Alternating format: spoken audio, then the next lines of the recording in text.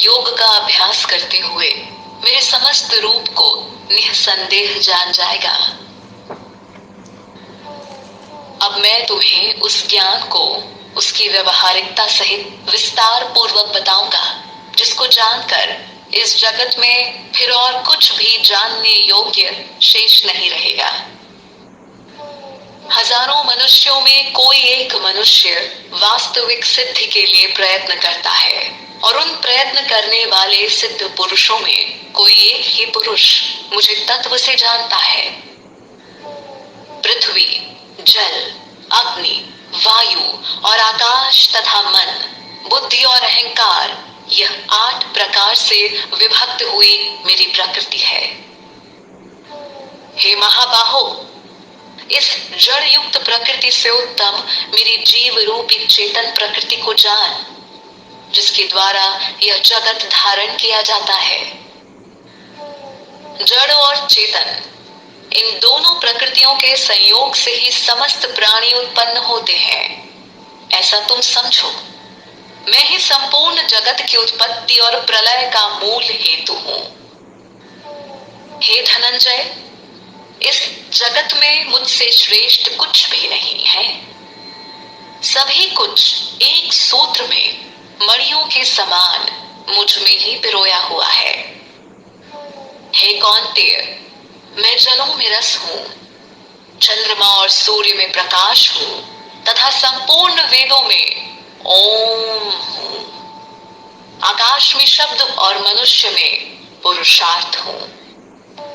मैं पृथ्वी में पवित्र सुगंध हूं, अग्नि में तेज हूं, सभी प्राणियों में प्राण हूं और तपस्वियों में तप हूं। हे पार्थ, मुझे ही समस्त प्राणियों का सनातन तेज जान। मैं ही बुद्धिमानों की बुद्धि और तेजस्वियों का तेज हूं। हे भरत शर्व, मैं बलवानों का बल तथा राग से रहित पराक्रम हूं। मैं सभी प्राणियों में धर्म के अनुकूल काम भी हूं। सतोगुण, रजोगुण और तमोगुण के भाव मेरे से ही उत्पन्न होते हैं, ऐसा समझो। पर मैं उनमें नहीं हूं, किंतु वे मुझ में हैं। इन तीनों गुणों, सतो, रजो तथा तमो के भाव से यह सारा जग भ्रमित है। इसलिए वह इन तीनों गुणों से परे मुझ अविनाशी को नहीं जानता। मेरी यह त्रिगुणमयी दैवी माया से पार पाना बड़ा मुश्किल है, किंतु जो केवल मेरी ही शरण में आते हैं, वे इस माया से पार हो जाते हैं। पाप कर्म करने वाले तथा मूर्ख और नीच प्रवृत्ति वाले लोग, जिनका ज्ञान माया द्वारा खत्म हो चुका हो तथा वह आसुरी भाव युक्त हो चुके हों, वह मुझे नहीं भजते, अर्थात मेरी शरण में नहीं आते। हे अर्जुन, 4 प्रकार के पुण्य कर्म करने वाले लोग मुझे भजते हैं। जो दुख से परेशान है, जिसे धन की चाह है, जिज्ञासु और ज्ञानी। हे भरत शर्व, उन 4 भक्तों में भी मुझे निरंतर लगा हुआ अनन्य भक्ति वाला ज्ञानी श्रेष्ठ है, क्योंकि उसको मैं अत्यंत प्रिय हूं और वह भक्त मुझे अधिक प्रिय है। ये सभी भक्त बड़े उदार हैं, परंतु ज्ञानी भक्त तो मेरा स्वरूप ही है, ऐसा मेरा मत है। क्योंकि ऐसा भक्त जिसका मन और बुद्धि दोनों मुझ में लीन हो तथा मुझे प्राप्त करना ही उसकी सर्वश्रेष्ठ कामना होती है। अनेक जन्मों के अंत में, अर्थात मनुष्य जन्म में सब कुछ वासुदेव ही है, ऐसा मानकर जो ज्ञानवान मेरी शरण में आता है, वह महात्मा अत्यंत दुर्लभ है। भौतिक इच्छाओं की कामना से जिनका ज्ञान खत्म हो चुका हो, ऐसे पुरुष अपने स्वभाव से प्रेरित होकर अन्य देवताओं के शरणागत होकर नियम का पालन करते हुए उन्हें भजते हैं।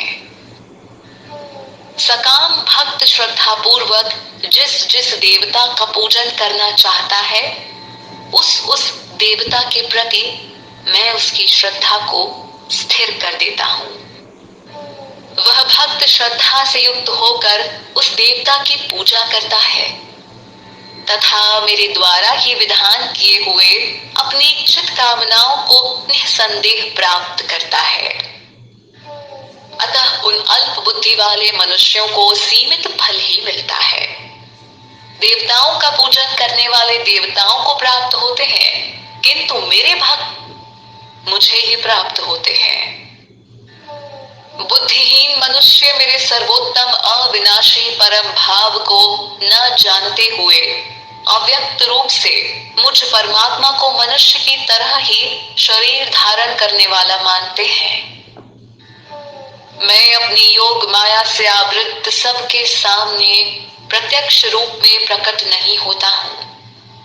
यह मूर्ख और अज्ञानी मनुष्य मुझ अजन्मा अविनाशी को नहीं जान सकता। हे अर्जुन, जो प्राणी भूतकाल में हो चुके हैं, जो वर्तमान में हैं और जो भविष्य में होंगे, उन सब प्राणियों को तो मैं जानता हूं, परंतु मुझे कोई नहीं जानता।